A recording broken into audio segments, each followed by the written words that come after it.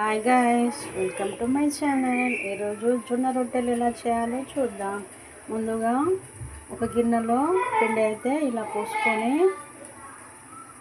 Water stove మీద కొద్దిగా water పోసుకొని వాటర్ బాగా ఉడకనిచ్చి నీళ్ళు పోసుకోవాలి. ఇదిగో ఇలాగా వాటర్ అయితే బాగా ఉడకనిచ్చి వాటర్ అయితే పిండిలో వేసి కలుపుకోవాలి.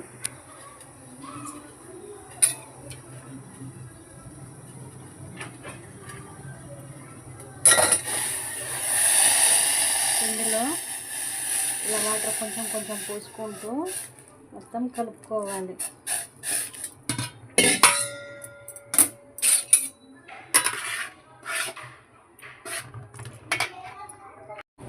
పిండి కలుపుకున్న తర్వాత ఒక సైడ్కి ఇలా గట్టిగా ఉత్తుకోవాలి. పిండి చల్లారకుండా చూసుకోవాలి.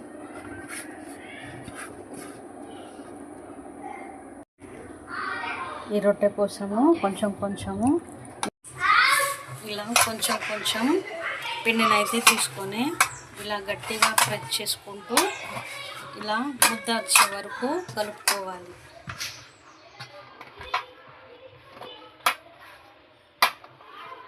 మరీ మెత్తగా కాకుండా మరి చేసుకోవాలి. ఇలా ముద్ద మనకు పిండి ఎంత కావాలో అంత తీసుకోవాలి. బాగా ఎక్కువ తీసుకుంటే ఈ జొన్న రొట్టె బాగా లావు వస్తుంది. కొన్ని వాటర్ తీసుకొని ఇలా చేతికి అప్లై చేసి ఇలా కొంచెం చపాతీని అయితే చేతిలోనే పెద్దగా ఇలా చేసుకోవాలి. ఈ కవర్ మీద కొంచెం ఆయిల్ అప్లై చేసుకుంటే ఈ పిండి అతుక్కోకుండా ఉంటుంది.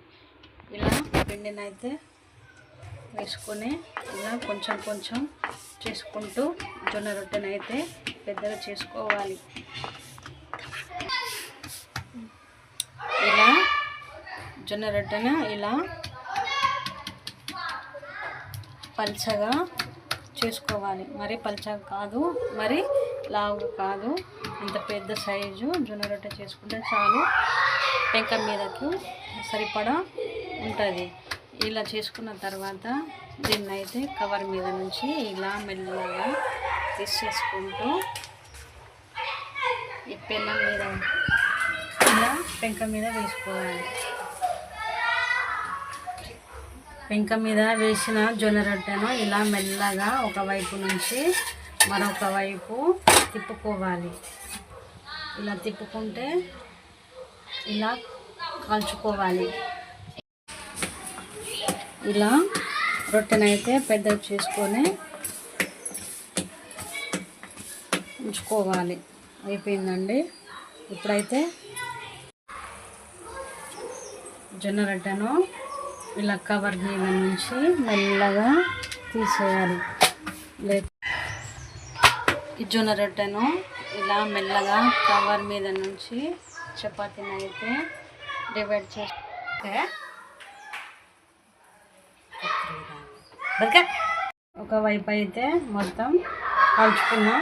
ఇటువైపు కూడా కాల్చుకున్న తర్వాత ఇటు కొంచెం ఇలా కాల్చుకోవాలి. అంతేనండి. అటువైపు జొన్న రొట్టెను ఇలా కాల్చుకుంటే సరిపోతుంది. ఇంతేనండి. జొన్న రొట్టె చేయడం కూడా చాలా ఈజీ. ఈ వర్షాకాలంలో ఇది చాలా బాగుంటుంది. ఇప్పుడు ప్రతి ఇంట్లోనూ చాలామంది చేసుకుంటున్నారు. చాలా ఈజీగా, చాలా బాగుంటుంది.